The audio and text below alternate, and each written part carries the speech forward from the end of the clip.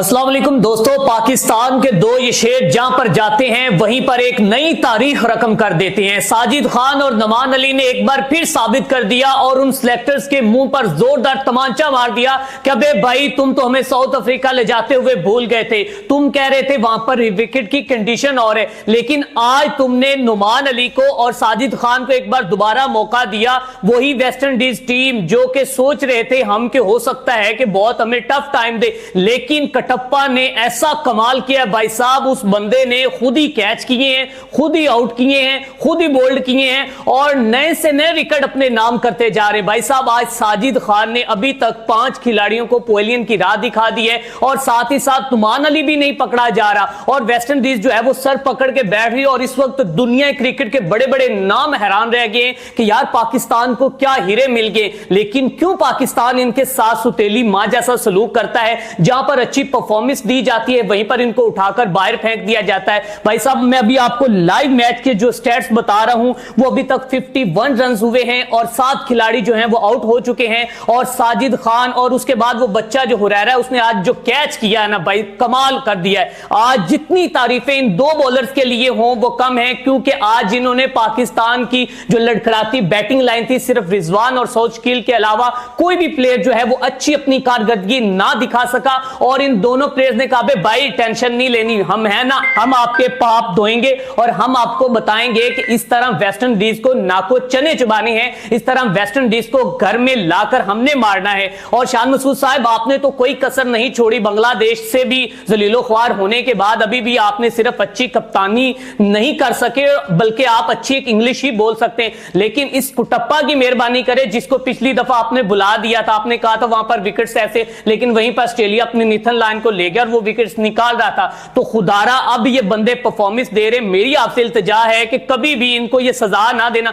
क्योंकि ये पाकिस्तान की तारीख है। जो कोई भी प्लेयर भी अच्छी परफॉर्मेंस देता है उसको बाद में सजा दी जाती है, भाई तुमने 10 विकेट क्यों ली। मैं आपको फिर बता रहा हूं कि दुनिया क्रिकेट में एक नया रिकॉर्ड कायम करने जा रही है दोनों, और ऐसा रिकॉर्ड होगा कि कोई तोड़ नहीं सकेगा इन दोनों प्लेयर्स का। और नुमान अली और साजिद खान ने एक दफा फिर जो कि इनको नाको चने चबा दिए। और मैं इधर जाता हूं उधर देखता हूं फिर देखता हूं भाई वो एक आउट हो जाता है। भाई क्या बॉलिंग है यार, मैं कहता हूं ग्रेट। और इसी पिच के ऊपर मैं कहता हूं कि जो आज परफॉर्मेंस सौद शकील और मोहम्मद रिजवान देंगे, मेरे सल्यूट इन दोनों को।